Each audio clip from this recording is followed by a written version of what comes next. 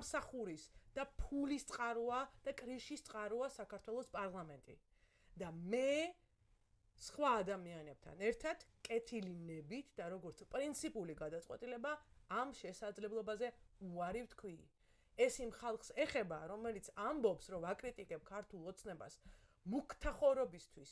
მე მეუბნება, რომ თქვენც ხომ იგივეს იზამდით.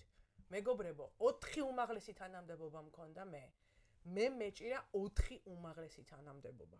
და ერთი ადამიანი არ არის, რომელიც წამომაძახებს, რომ ჩემი ერთი ნათესავი, კლანი კი არა, ერთი ნათესავი მივიყვანეს სამსახურში. ეს რო იცოდეთ. ხო?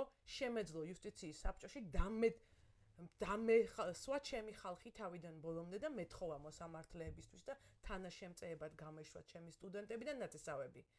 დღეს იმიტომ ვარ თავისუფლად მე პოლიტიკაში, რომ ასეთი ერთი ადამიანი არ არსებობს შემოსაყვარელო ხალხო, რო იცოდეთ. ამიტომ ვინც ამბობს, რომ თქვენც იგივეს გააკეთებთ, ის ტროლია. ის არის შემოგზავნილი პროპაგანდის მესიჯით, რომელიც ჩაიხჩო კორუფციაში, რომელიც 900 ლარად ამუშავებს ბავშვ ადამიანს, იმაში რა ქვია, რომელიღაცა ქსელში და ხელფასი თვითონ აქვს 16000 ლარი. უსაქმურ და მუქთახორა ზებრას, ბიძინას ზებრას, რომელიც ზის ორბელიანის სასახლეში.